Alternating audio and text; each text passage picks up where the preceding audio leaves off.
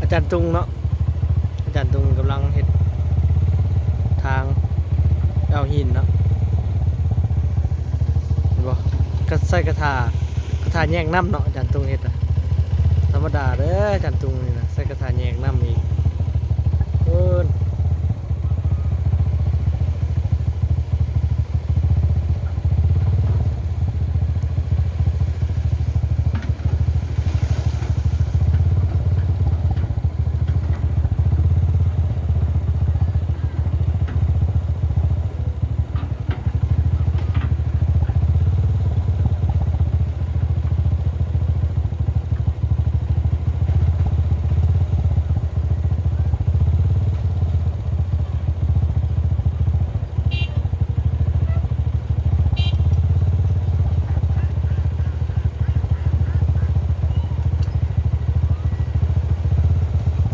น่ะอาจารย์ตุงเห็นแล้วลิ้นหยัง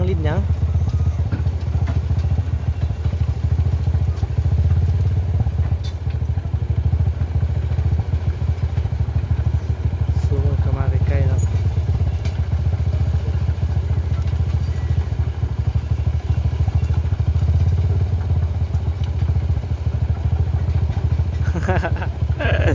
จัดตุกเห็ดแล้วจัดตุกอะ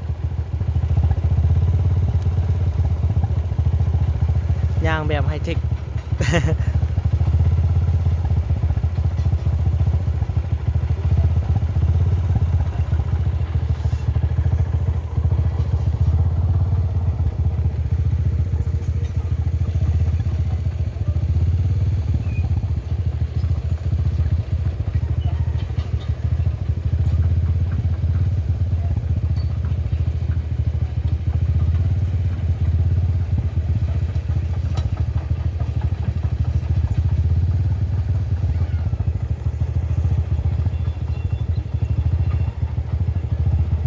จัดตุกกำลังพักเวียกเนาะพักงานเนาะ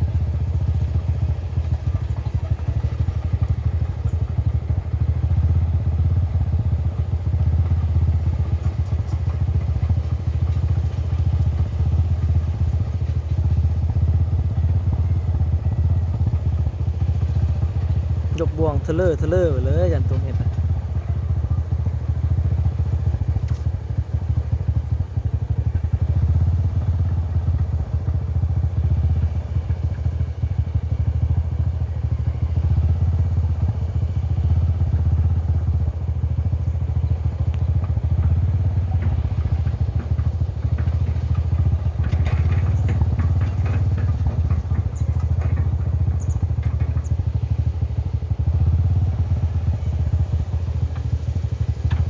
เรียบร้อยไม่ต้องพักแล้ว